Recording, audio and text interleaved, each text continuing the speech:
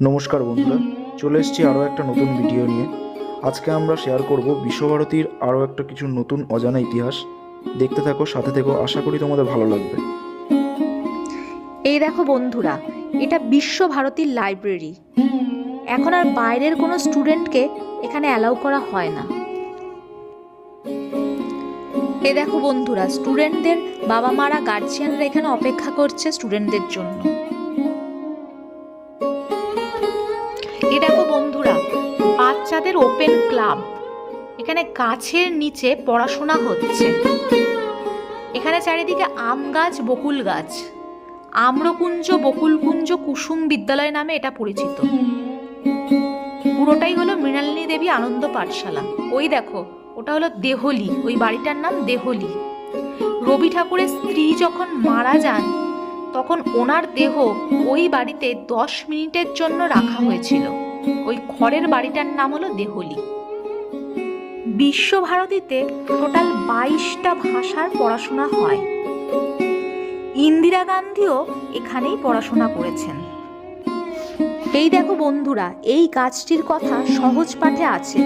Rabi Thakur 4টে line লিখে চলে গিয়েছিলেন বাংলাদেশে। কুমোরপাড়ার গরুর গাড়ি, বোঝাই করা কলসি হাড়ি, সেই কবিতাটি আমরা তো সকলেই জানি। তারপর বাংলাদেশে গিয়ে হাট বসেছে শুক্রবার থেকে আবার শুরু করেন তিনি। তারপর পুরো কবিতাটাই ওখানে বসেই তিনি শেষ করেছিলেন। এই গাছটির কথা সহজ পাঠে আমরা সকলেই পড়েছি।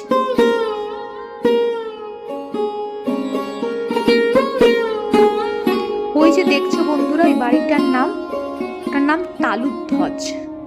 ওই মাটির বাড়িটির নাম তালুকধ্বজ। বাড়িটার মাঝখানে একটা তাল গাছ আছে। বাড়িটি খুব যত্ন করে সংরক্ষিত রয়েছে। ছোটবেলায় বন্ধুরা আমরা পড়েছি না, তাল গাছ এক পায়ে দাঁড়িয়ে, সব গাছ ছাড়িয়ে, উঁকি মারে আকাশে। সেই কবিতাটা কিন্তু এখান থেকেই তৈরি। ওই দেখো বন্ধুরা, ওটা হলো উপাসনা গৃহ। বিশ্বভারতীতে কোনো মূর্তি পূজা হয় না। রবি ঠাকুর নিজে ব্রহ্ম ধর্ম নিয়েছিলেন।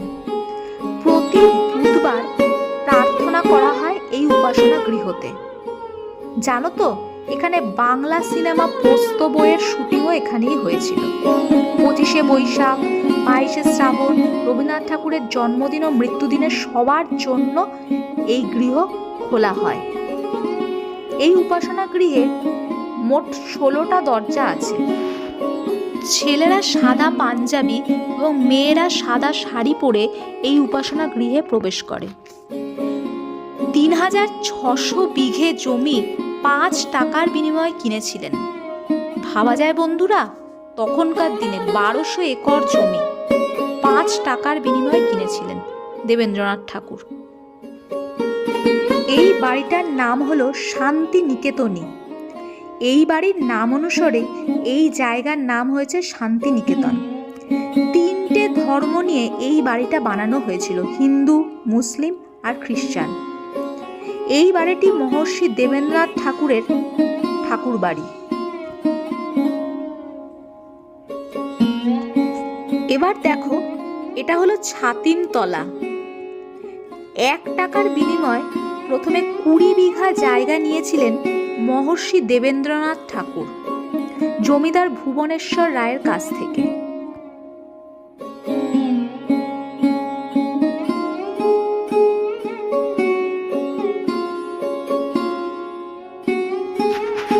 এটা হলো বিশ্বভারতীর কলাভবন ক্যাম্পাস। দেখো বন্ধুরা, কি সুন্দর। এটা হলো বিশ্বভারতীর নাট্যঘর। এখানে রবীন্দ্রনাথ ঠাকুরের নির্দেশনায় প্রথম নাটক রক্তকরবী উপস্থাপিত হয়েছিল। এটা হলো ইগলু। বিশ্বভারতীর কলাভবনের ছাত্ররা মিলে এটা বানিয়েছে। দেখো বন্ধুরা, কি হাতের কাজ।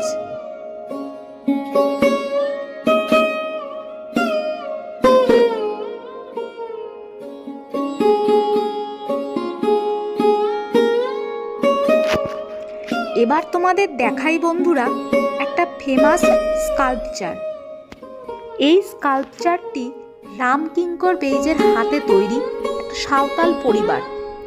1938 সালে শুধুমাত্র চুন, সুরকি ও বাঁশের কঞ্চি দিয়ে এই স্কাল্পচারটি তৈরি। দেখো বন্ধুরা, কি অসাধারণ তৈরি।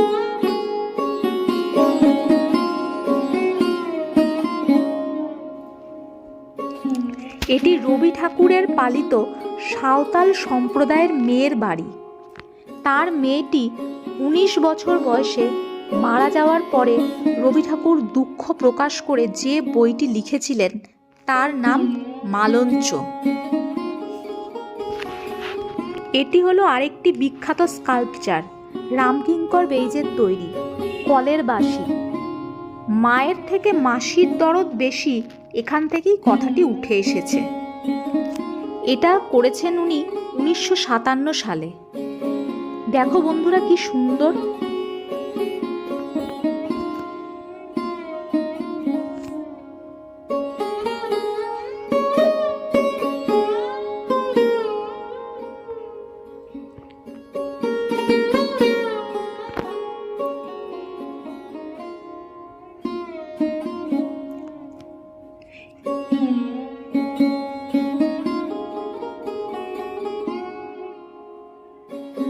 এটি হলো আরেকটি স্কাল্পচার। এটা করতে করতে রামকিঙ্কর বেইজ উনি অসুস্থ হয়ে পড়েছিলেন বলে মাথাটা এখনো অসম্পূর্ণ রয়ে গেছে।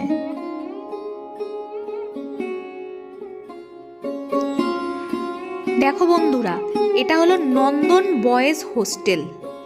এখানে সিমেন্ট দিয়ে মূর্তি তৈরি শেখানো হয়।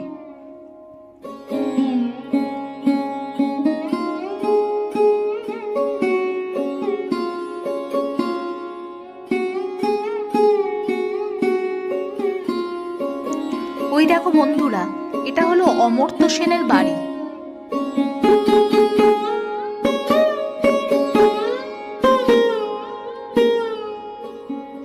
আর এখন তোমাদের দেখাই, এটা হলো অ্যাগ্রো ইকোনমিক রিসার্চ সেন্টার।